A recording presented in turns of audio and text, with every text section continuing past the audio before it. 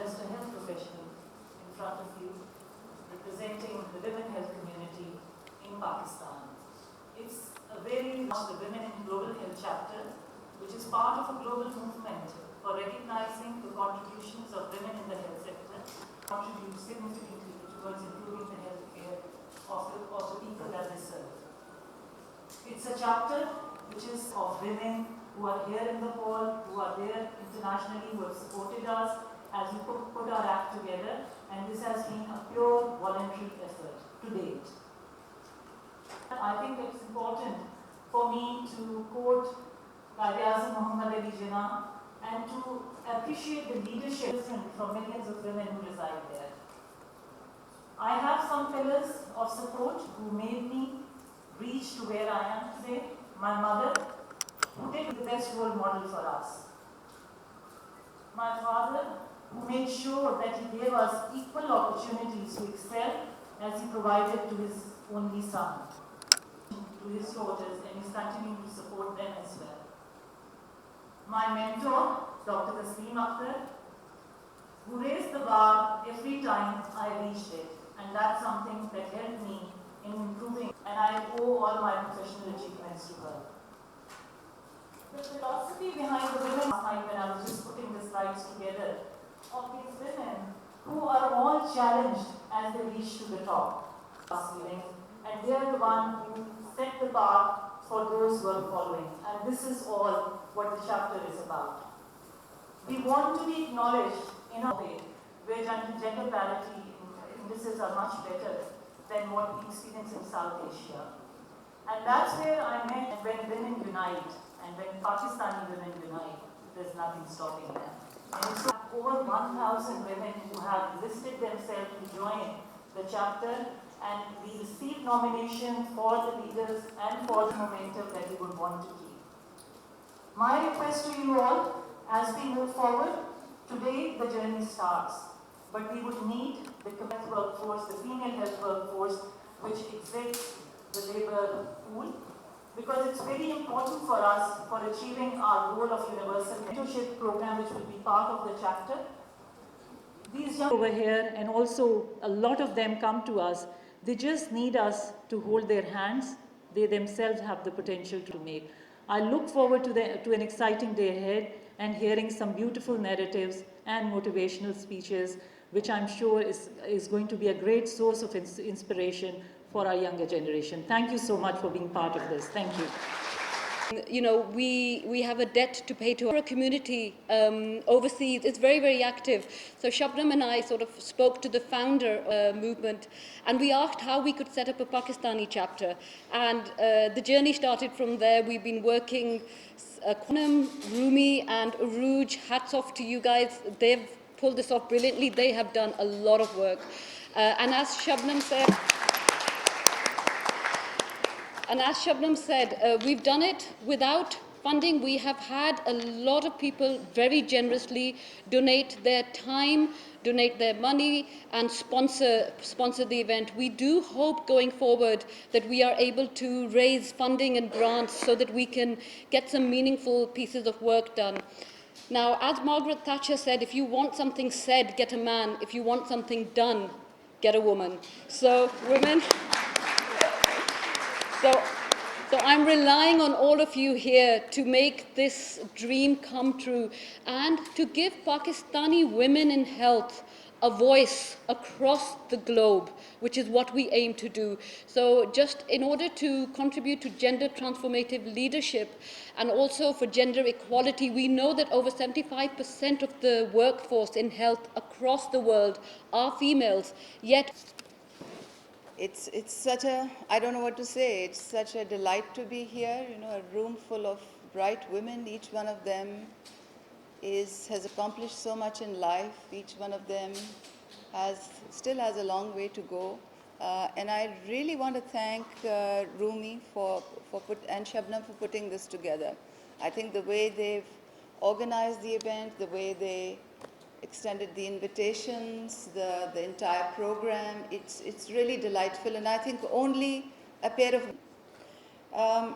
it basically started with a group of young women. I don't know how many of you know Rupa But Rupa back in 2016 and 2017 was very active in trying to bring this coalition together. And I got to know her when I started campaigning for my WHO Director General campaign in 2016.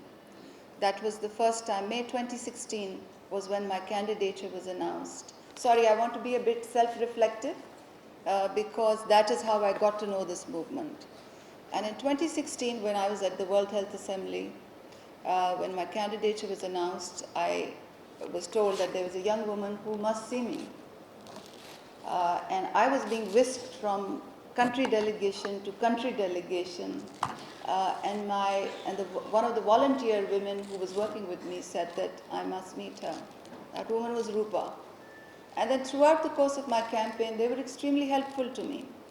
Because one of the things which most of you probably still realize and will realize as you grow up the ladder is that men don't have a problem so long as you are up to a certain level. But when you start to break that glass ceiling, when you want to aspire for a very visible decision-making role, a very powerful role, then you are suddenly in a very different camp. And then suddenly the boys' club will, in a very nice and subtle way, gang up against you. I'm sorry, Tariq. I'm sorry, Kizil Bashta. I'm sorry, the other men in the room. That is actually a fact.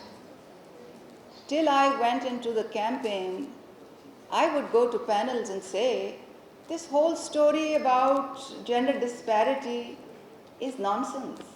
I've been treated so well all my life. But then I realized the moment you go above that level, they just come crashing against you. And do you know who was my strongest ally at that time? Of course, my government was standing with me, people in my country were standing with me, the wonderful women groups, but it was women in global health. So every time there was an article which would put the two men in a different perspective and me in a different perspective, they would take the editorial or whatever it was, they would cross out lines and they would put in things that were factually correct. And I found they were my strongest allies at that time. They were not paid by me. They were not commissioned by me. I did not even ask them. But it was a sense of camaraderie and help that came into play at that time, and which was so fulfilling. It still brings tears to my eyes to recall those times when I felt so alone. Because of course I was being supported at different levels.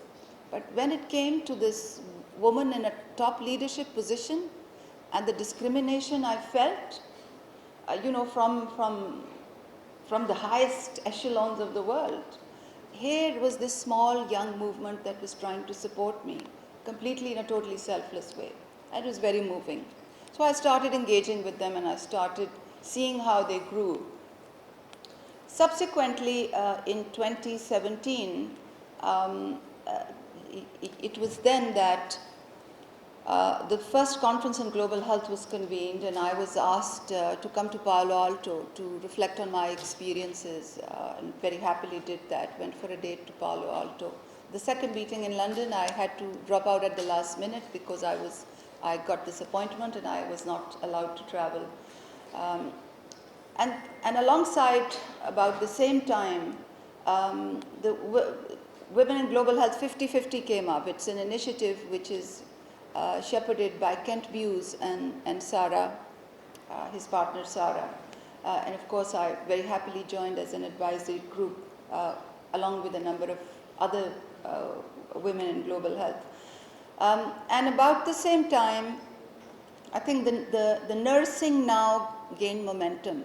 Although this is a very discipline-specific initiative, but because nursing now is so ably shepherded by Lord Nigel Crisp, a very good friend, and his very able colleagues, that these four things have really helped to shape up this narrative around the role of women in global health. Women 50-50, women in global health, the biannual conferences, and the Nursing Now movement. I think that these four things have really propel the momentum towards something that needed attention very direly. But when it comes to the role of women in global health, there is one specific aspect that we have to realize we are working towards. We are not looking at gender disparity at an entry level. When you came in through this corridor, the first standee that was out there basically said that 70% of the workforce in global health are women. It is at the higher echelons that there is a problem. So it is, so the pipe leaks all the way up. It's not just the glass ceiling, it's a pipe which is leaking all the way up. So at the top, it's less than 1 in 5. And there really is no justification for there to be gender parity at the entry level. But when you go at the top, you're looking at less than 1 to 5. And that is the thing that needs to be changed. Because over the last several decades, women groups have come together in support of RMNCH. Women groups have come together in support of population outcomes. But that critical mass of women leaders, of groups, of institutional arrangements, of civil society, advocacy agencies that can push for women's leadership at the top level in global health in a coordinated way is something that was seriously lacking. And now with these 4 initiatives, we see a movement coalescing. In fact, I would go as far as saying that these 4 groups need to have an apex coordinating mechanism so you can better exploit synergy. And perhaps I could relay a message to the heads of these 4 groups to make that recommendation. Because there are different streams of things that need to be, that need to be done in terms of advocacy, in terms of accountability, in terms of data gathering, in terms of the evidence piece, and it would be good if there's collaborative division of labor.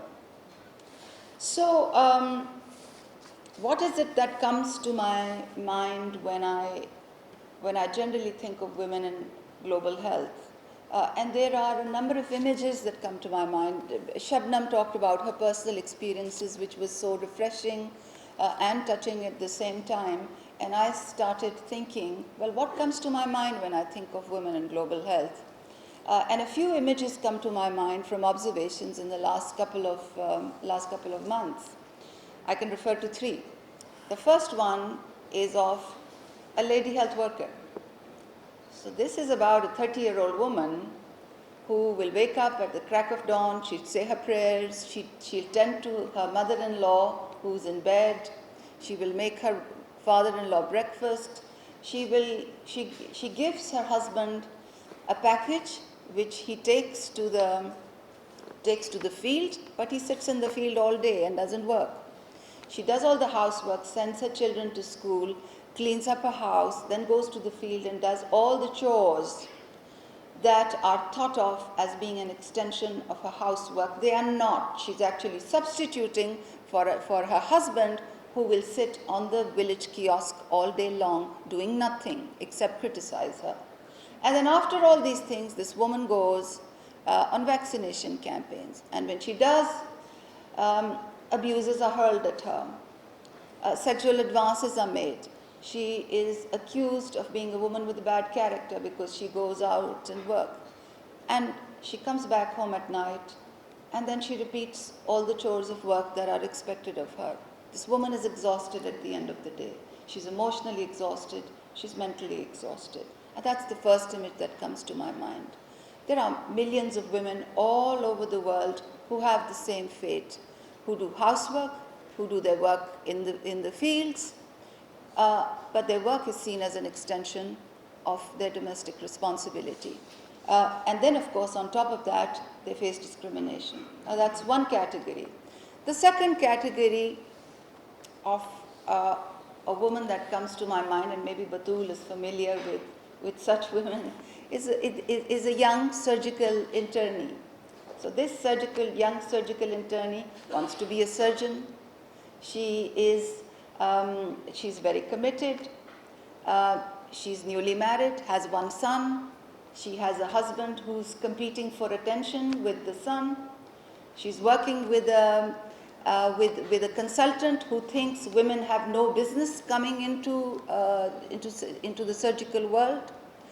And this poor girl is trying her best. She's looking after the husband, the son, the in-laws. She's working in a surgical unit where everybody thinks women have no place. She wants to do an FRCS, and she sits at home at night and prepares. There are lots of us who have done our postgrads like that and have progressed notwithstanding all the constraint. So that's the other image of a woman in global health that comes to my mind. And then the third image is of myself. When I wake up every morning, on an average, there are 52 things on the checklist. And I'm sure there are at least 40 things on your checklists as well. You have to be a traditional wife, which is a role very dear to me and I honor. You have to be the traditional mother. So the kids are going to college and universities, and there are rishtas and all that, and you have to care to that as well. And then your mother is, you're thinking about her, you're thinking about your mother-in-law. You have to make sure the medicines are replenished. You have to make sure the servants are there and that the staff report on time. And then you have 20 idaras to look after, 20 organizations to look after. And you have to be responsible. You have to be responsible for many other things. So it's a tough and stressful life for women like us who aspire to do something. These are all things that are worth doing. And despite that, if you are constrained from getting into a level where you think you deserve to be, it's heartbreaking. But it's most heartbreaking when it's a woman who stabs you in your back. And that is inevitably always the case, and you must have experienced that too.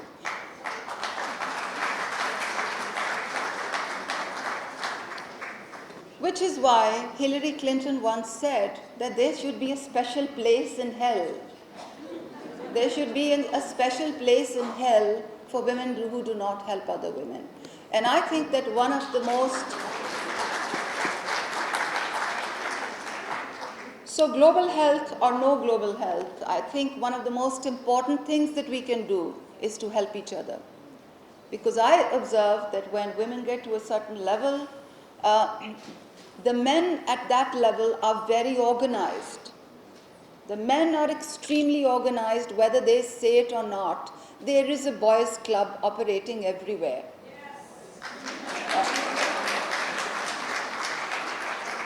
The women are not organized. And the higher you go, the women are less and less organized. They are more and more competitive, and I think that is what we really need to change. We need to help each other, because we have very little else to fall back on. So coming back to global health and coming back to the 4 very important initiatives that have been launched, I once again would like to welcome you to this event. I would once again like to thank Rumi and Shabnam for organizing this.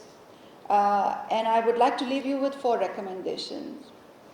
I'm a bit distracted because I see my best friend in the audience, whom I haven't met for a long time. Hi, Sad. And I also see Amina Katrina in the audience, whom I have, 2 of my very good friends, whom I haven't seen for a very long time. So coming back to the recommendations, I think the first thing, and repeating myself, I think regardless of official things, we must support each other. You must support your peers. You must support the women who are reporting to you. Number 2, I think we should stress on data disaggregation at every occasion. Number 3, we must give more weightage to gender-related variables in every composite measure that we have as a measure of performance. And number 3, we must try and reimagine the role of women in the workforce of the 21st century. We are trying to do that in the government. As you probably know, I am responsible for the program EHSAS. EHSAS means feelings for the poor, for the disadvantaged. It is the biggest and the boldest pro-poor program, pro-equality program, arguably ever constructed in the country. It has 134 policy parameters, 34 federal agencies and all federating units have responsibility for execution of ESAS. And the framework is organized in 4 pillars. The first pillar has to do with addressing elite capture and strengthening governance. The second is focused on safety nets. The third is jobs and livelihood related, and the fourth focuses on human capital investment. And I'd like to tell you that across the stream of work of ESAS, we've integrated women's welfare in quite unprecedented ways. So as a policy decision, the government has decided that wherever the government will accrue benefits, whether it is interest-free loans or whether it is vouchers for education or whether it is scholarships, the percentage of women receiving these would be higher than the percentage of men. And that's a fundamental decision that has been made. Then we are trying to transition towards a new paradigm where poor women should not be seen as women at the receiving end, but as women who have the potential to be economically productive. And therefore, for 6 million women, we are opening bank accounts, we are ensuring their access to mobile phones, we are creating 500 digital hubs across the country for them and their families to access facilities. The government has additionally decided that wherever the government underwrites the cost of housing projects, that there will be co-ownership given to women, that women will have, that women haris will have contracts with their with individuals who give them the right to be on land. We have decided in principally, and in its last session, the cabinet decided that all the women working in the informal sector, whether these are domestic servants working in the urban areas or whether these are rural women whose work is seen as an extension of their domestic responsibilities, and I refer to the example of the lady health worker that I gave, all these women will be brought into the formal sector, and in order to enforce minimum wage, we will make it mandatory for their employers to give them their salaries through bank accounts. So I can go on and on with the list of measures that are to be taken. These are extremely difficult measures to take in a patriarchal society, especially in parts of the country where there are feudal holds still very deeply prevalent. But I can assure you that we are very committed to giving it our best shot. And of course, all these measures have impact on the health and well-being of women. We all know that socioeconomic status, income status is the strongest determinant of health status. So we are very committed to ensuring that all these measures are put in place. Once again, thank you very much for being here with us. Thank you very much for your support of this initiative. And once again, thank you, Shabnam and Rumi, for being such wonderful coordinators. It's extremely easy to be a patron when you have the execution in the hands of such capable young women. Thank you very much, and have a very successful meeting.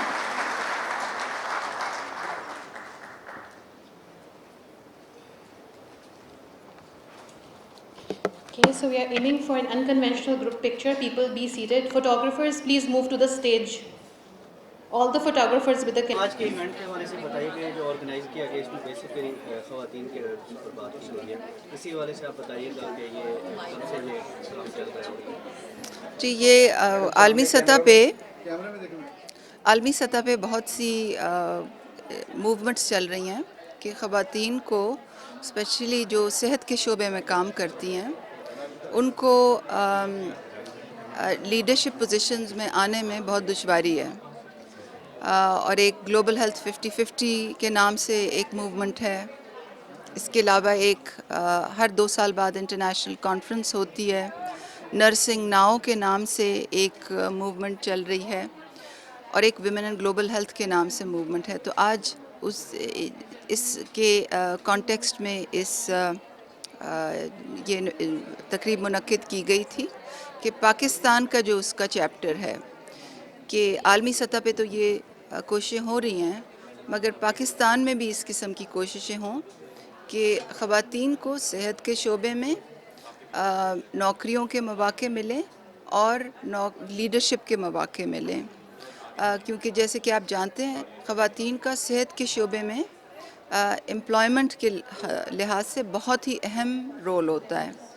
70% जो health workers हैं वो ख़वातीन हैं सेहत के शोबे में, मगर जब हम लीडरशिप लेवल पे देखते हैं तो बहुत कम ख़वातीन होती हैं। तो उम्मीद है कि इस किस्म की मूवमेंट से हमें ज़्यादा कामयाबी होगी ख़वातीन को लीडरशिप पोजीशंस में लाने के लिए ग्लोबल हेल्थ में, सेहत के शोबे में और बाकी शोबों में भी। ठीक है, thank you. Ma'am in English please.